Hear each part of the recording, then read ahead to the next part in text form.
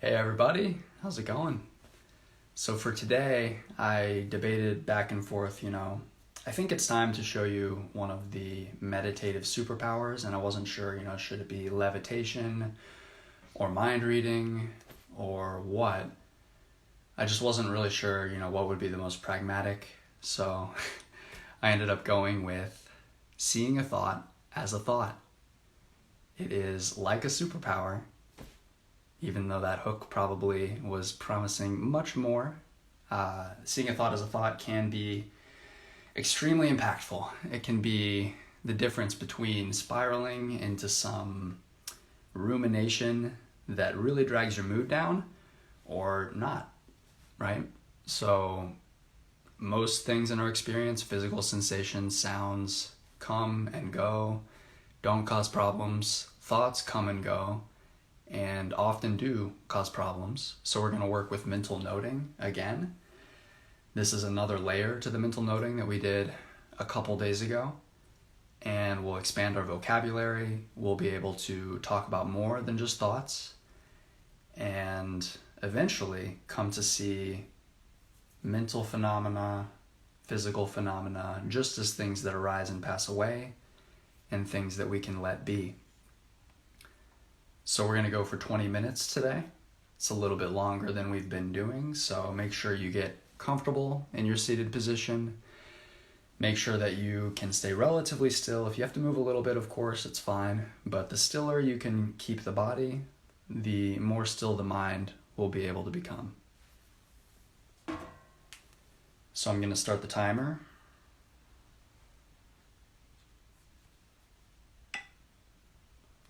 Go ahead and close your eyes, settling into that comfortable yet alert seated position. Taking a few deep breaths, breathing in deeply, breathing out slowly.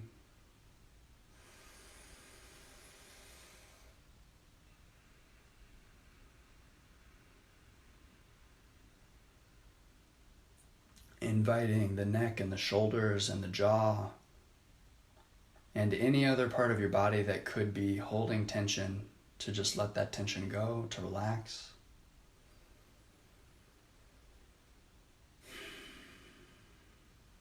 So we're going to begin using the mental noting that's already familiar.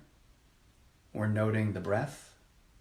So resting our attention on the breath in the area we notice the breath most strongly, where the sensations of breathing are most predominant, and noting each breath in, out, or whatever words work for you.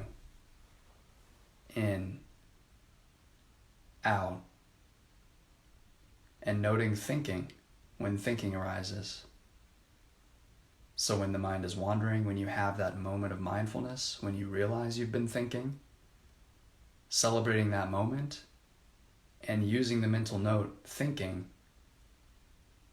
to detach from the thought, to see the thought from the outside, not getting carried away in it, not riding the thought train for minutes, but just seeing the train come, seeing it go, and resting attention here with the breath.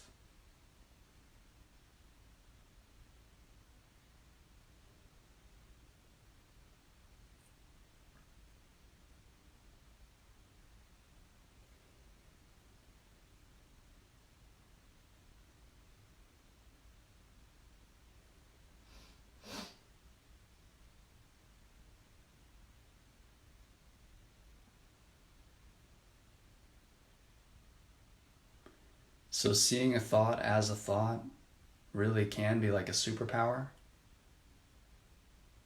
It's incredible when you think about it, how much power we give to these thoughts, these ephemeral, fleeting things that cause so much havoc, cause emotions, and in turn get stirred up further by the emotions. So it's not really about gaining any power, it's just about taking back the power we naturally have from the thoughts, no longer giving thoughts all this power to run our minds, And the first step is awareness. So it's not something we need to actively do. This is often something that gets in our way. We think we need to actively push thoughts away, but we really are striving to establish a balance, to meditate in a middle way between pushing thoughts away and expressing thoughts. So we're not leaning into the thoughts, but we're not pushing them away either.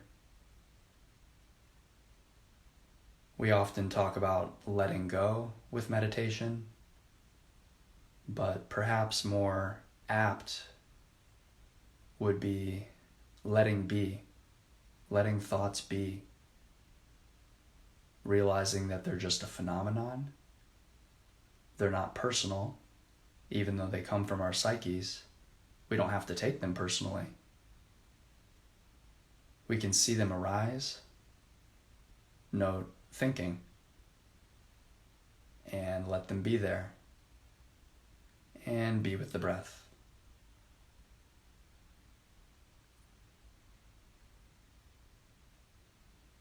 When we let a thought be, we end up letting it go, because they're very fleeting. They just come and go very quickly. Their only shot at sustained life is the shot we give them. They rely on us for fuel, not the other way around. So as much as you can, keep your fuel with the breath, noting in, out, thinking. In, thinking, out. Being with the present moment, whether it is a thought or the breath. And building the skill to detach from thoughts, the first step of which is just to be aware of them and to label them.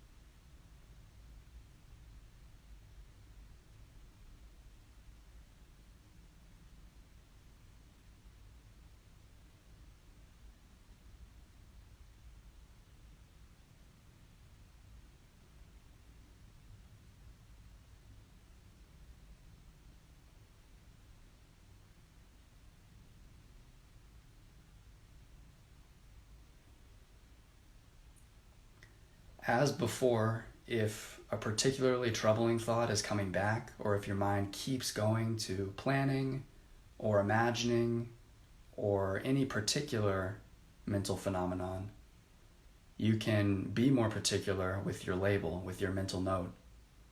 You can note remembering, analyzing, just to more specifically call out those thoughts and those patterns that take your power away.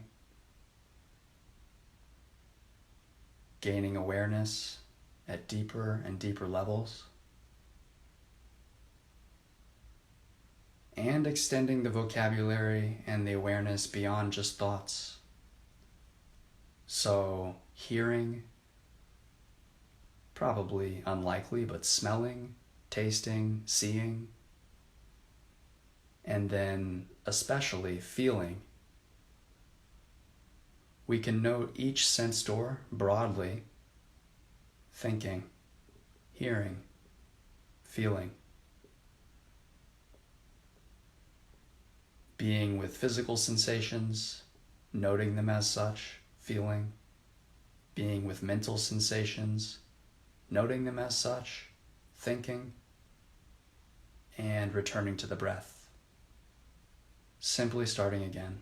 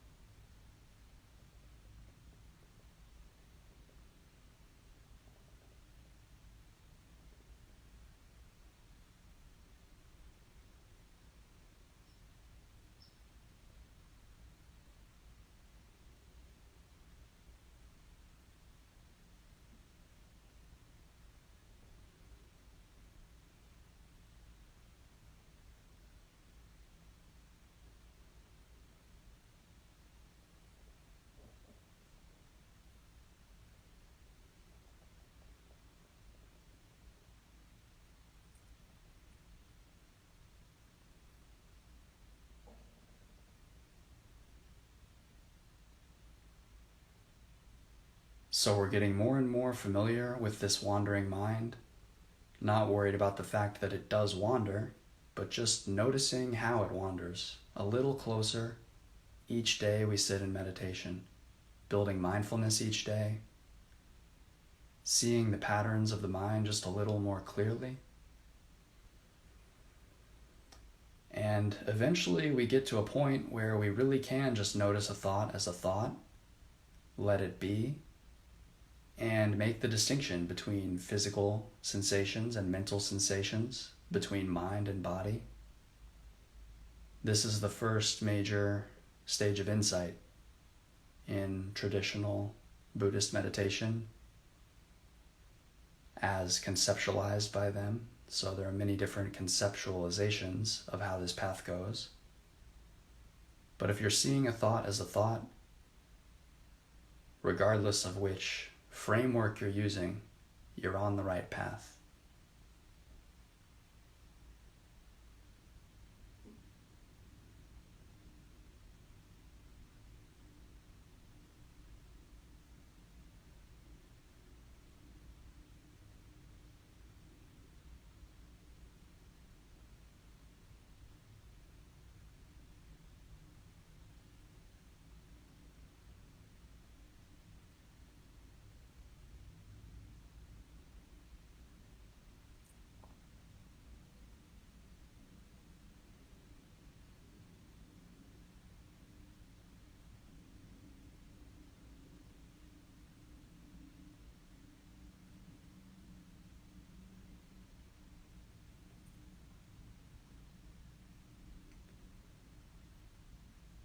Why is it that it's way easier to just see a sensation as a sensation or a sound as a sound and just let it be, but it's hard to just let a thought be, to just see a thought as a thought? It's because with thinking there is this layer of identity. We have the mind, we have the world, and between the two are sensations. Our perceptions of the world come from sensations. And we can think about thinking as just another sense. So, sensations of hearing consciousness, feeling consciousness, thinking consciousness. And if we can just see it as that, as an impersonal arising, if we can unidentify with it, disidentify with it, we can get that space. We can get that freedom. The problems come when we think our mind is our thoughts. Our thoughts are our mind. But if we're observing thoughts, it can't be us, right? If we're the observer seeing the thoughts aren't us. Anything we observe, in fact, is impersonal. It's not us. It's not satisfying in any lasting way. And it's not permanent. These are three characteristics of all things that we can observe. Harder to observe with thoughts. We think they're us. We think we need to keep them going on some permanent basis. We think if we come up with the right idea, it might actually be satisfying. But if we can see a thought as a thought, if we can let it be, if we can distinguish between mental sensations and physical sensations, suddenly those objects of attention that seem really sticky and hard to let go of become easier to let go of.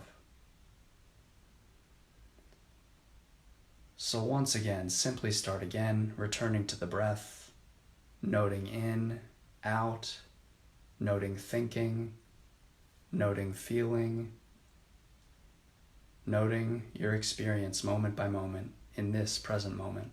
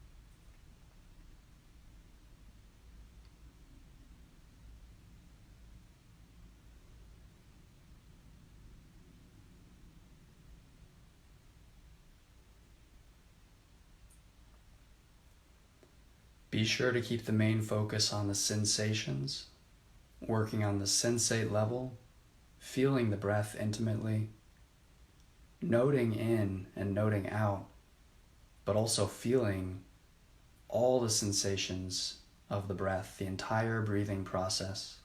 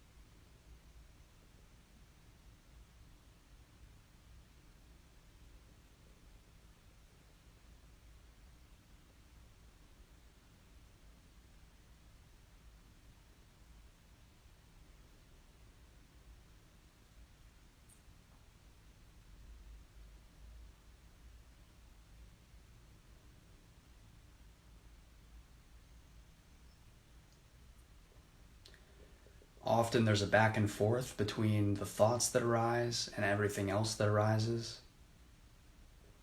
We might feel a pain. Oh, I don't like this pain. This pain is unpleasant. I wish it would go away. Do I need to fix my posture? Oh, the pain. Oh, I guess I should return to the breath. In, out, pain. Ah, I don't like this pain. Oh, I'm thinking. So remember with meditation, if it's in the way, it is the way. Whatever you're noticing isn't a problem. Whether the mind's going back and forth between physical and mental sensations, or between emotions and thoughts, each fueling the other. As soon as we can see each for what it is and arising, we can start to unhook.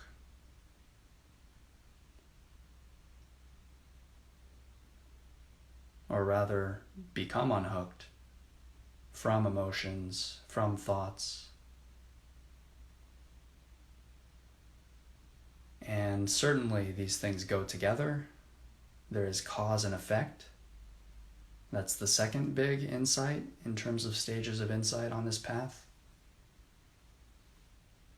But we can see each for what it is, an impersonal phenomenon, arising and passing away, coming and going, and we can just let it be.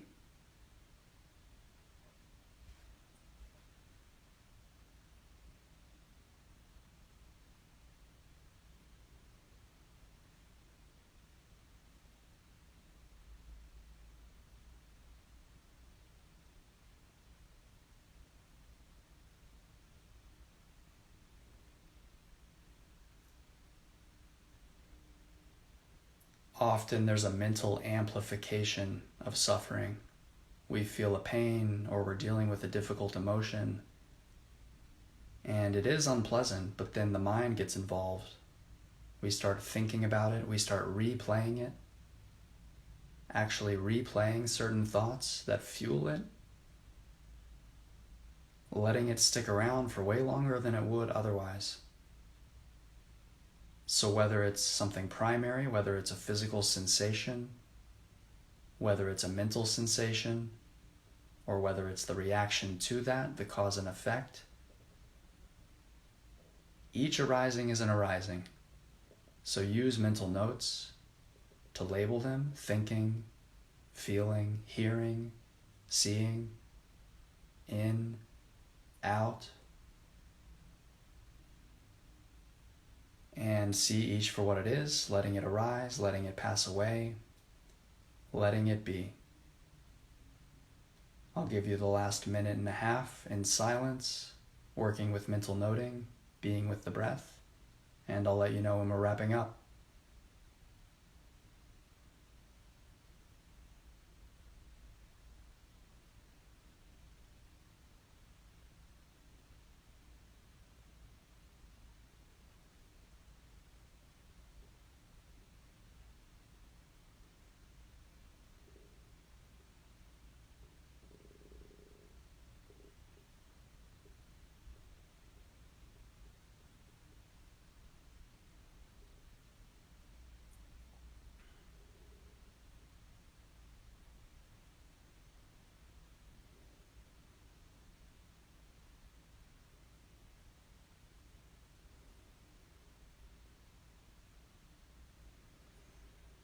So reconnect with your body, sitting in this room, sitting and knowing that you're sitting.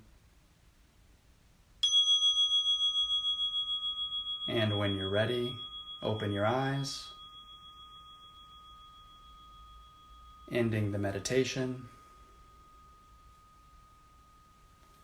Noticing if there was any sudden rise in thinking, any reactions that come with ending the meditation, or hearing my voice. I talked a lot in this meditation. So you can just notice your relationship with anything, whether it's thinking, physical sensations, whether it's a reaction. Is my voice annoying? Is it helpful? You can notice that. Is that recurring thought getting to you, taking your energy away, spurring emotions? So it's all a process of going inward and noticing. And W. Lowry, it's great to hear that. You're so calm now. You're welcome. All right. I'm glad that my voice can help some and that you can get more familiar with mental noting. So this is a really robust technique. I'm going into such depth and going in multiple layers of mental noting because it's very fundamental to insight practice, to walking the path if you end up deciding you want to walk the path, and also just to pragmatic meditation, to being able to see a thought as a thought and not let these things stress us out, not letting them cause problems. So I'm hearing many different things here, very helpful. It was a hard one for me. My mind keeps going off. Are there times when you meditate and you find it's too hard to focus or there's too much on your mind? So I've said it a few times. If it's in the way, it is the way. And it's really true. So the mind's going to be different every day. And there is a gradual progression. There's a gradual progress to this. But you're not going to see that day to day. And it's very possible, 50% possible, probably 45% possible that things are going to be worse any given day than they were the previous day. It's an ebb and flow, and you never know where it's going to go. So yeah, there are days when I'm meditating and the mind is full of thoughts, it's completely agitated. And often when that's the case, I'll do a concentration practice to bring some calm, some tranquility, settle things down, and then get more into insight practice. But also, don't take that as a sign of bad practice, right? There really isn't good practice or bad practice. This is a practice of non-attachment. So it's non-attachment to thinking, non-attachment to our beliefs, to ourselves, and non-attachment to meditative results. So non-attachment to anything pleasant that can come from meditation. Any tranquil state, non-attachment to that. Non-attachment to not thinking, or a willingness to let the mind be if it's thinking. If the mind is really all over the place, scattered, it's difficult, then your task in meditation is to let that be. Can that be okay? Whatever's going on in meditation, just ask yourself, can that be all right? Can I let that be? Can I observe that? Even if you're noting thinking, hundreds of times thinking in, thinking out, thinking, planning, thinking. Even if that's how it goes, that's okay, right? That's meditation. Interesting. Okay, Elizabeth says this was interesting because part of my mind kept wandering, but I was focused on my breathing even when that was happening.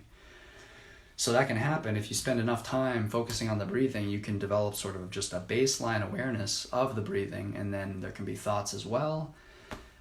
Whether attention can really be in two places at once, kind of unclear, but you can just note whatever's going on and don't stress yourself out with the notes, right? So if you feel like you're aware of the breath and you're thinking, don't let yourself get into situations where you're debating what I should note, what I should pay attention to, or where you're debating whether you should note something even though it happened a second ago and not in this present moment. The noting is naturally going to be kind of clunky. It's something we have to get in the hang of.